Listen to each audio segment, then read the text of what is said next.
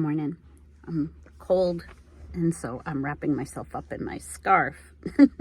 But I had a feeling this morning that I'd be doing a video, and I was like, there's nothing to say, is there? And so I got my hair ready. My daughter's like, why are you dressed so early? Just in case God needs me to make a video. So here I am. Yesterday I started reading Isaiah 45, 2, 3, and 4. And here, I had written this a while ago as a Bible verse on my war room closet. War room wall. Anyway, so I had put it on note cards. Okay. And I was reading it, and it just started to make sense, because what's been going on is, why did I go through my fast?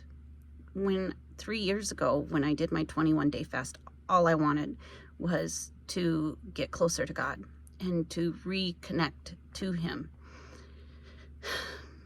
And I had read a bunch of stuff that, you're going to get so many blessings, and it's going to be within a year, and you're going to have all these blessings, and you're going to have this really close relationship with God, and you're going to feel God, and you'll entertain angels and all this stuff. And so when that didn't happen, I'm like, what on earth? Instead of that happening, things got worse and worse and worse, and harder and harder and harder. And I went through many cemeteries, many graveyards where things died.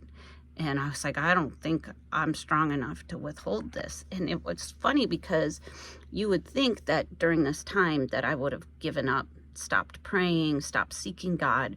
But there was something within me that wouldn't let me do that. I just had this supernatural strength to continue in my spiritual walk.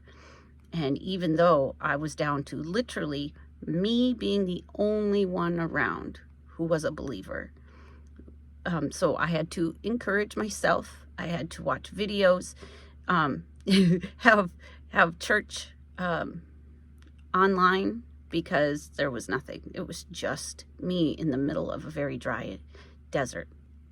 And so then when everything happened with my friends, where they hurt my daughter, I'm like, I don't understand. And I still didn't really hear from God, except my pastor prayed for us before Evelyn disclosed that things were going to be different, but that we were going to come out victorious.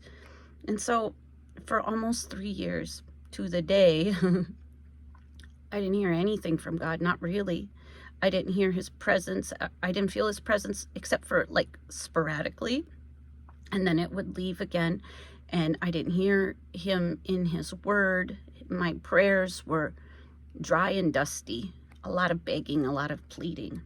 And so I'm like, what on earth? And it is hard to keep going when those things happen. It is hard to pursue God when you are in Death Valley and everything around you is dead. And then it decays right in front of you, and all you have are the skeleton bones. But if you remember back in October, God had said, these bones are coming back to life.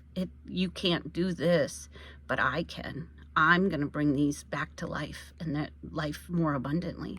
So I'm like, okay, that's awesome. That is so awesome. So there's been a lot of talk about dry deserts and droughts.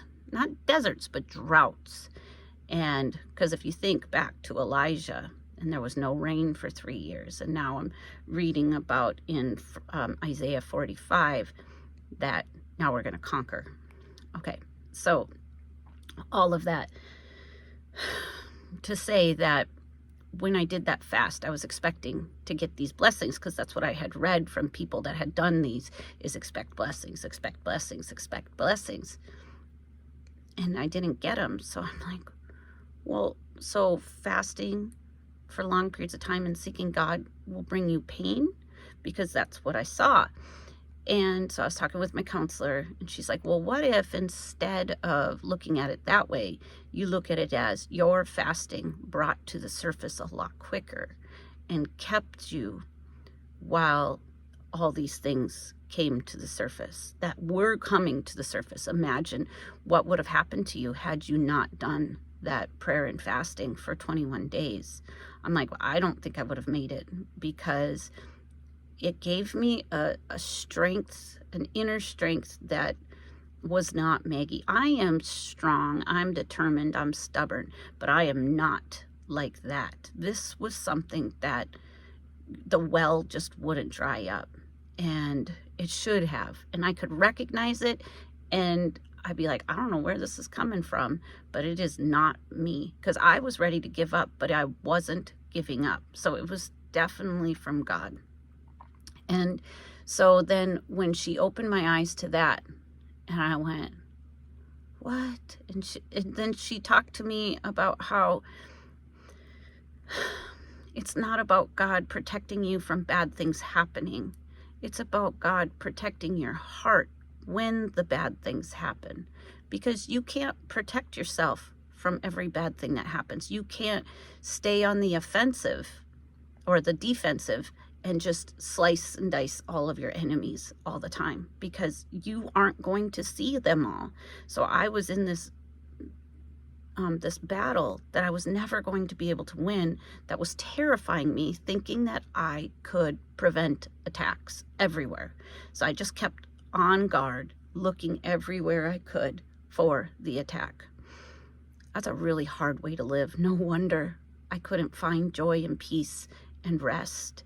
I knew God would take me through it, but I thought I had to do my part as well, which was staying watchful and trying to defeat the enemy wherever I could see it, which is semi-biblical, but not for the same reason. But when you look at it as God's going to keep you through all of this, so that when these things happen, you have the strength to endure, it changes everything. So when I read Isaiah 45:2, and he says, I will go before thee, I will make the crooked places straight. He said, hey, I'm going before you. I'm going to hold you, and I'm going to keep you during these difficult times. And then it says that he will break in pieces the gates of brass and cut in sunder the bars of iron. So all those difficulties that you're coming into, he already knows about them, and he's ready, and he's going to break them down for you. And that's what the fasting did. That's what it did. It did not give me exponential blessings within a year, which I was expecting, because that's what I had been told. And I believed it. I'm like, yes, all right. Great blessings within 1 year. Make sure you look back and you'll see it. Well, that kind of set me up for disappointment, because that's not what happens. And I wasn't doing it to get the blessings, but I did expect that as like a confirmation that God was pleased with me. So then when it didn't happen, I'm like, I don't understand what happened. Power of prayer and fasting is not to have God pay off your house. Although within a year, he set it up in motion. It was longer than a year, because God doesn't move on our timeline. So whatever. But he paid off our house, and he moved us and all these things. But it was a supernatural protection as we went through the fire. I'm going to do another video where I talk about how he walks you through the battle.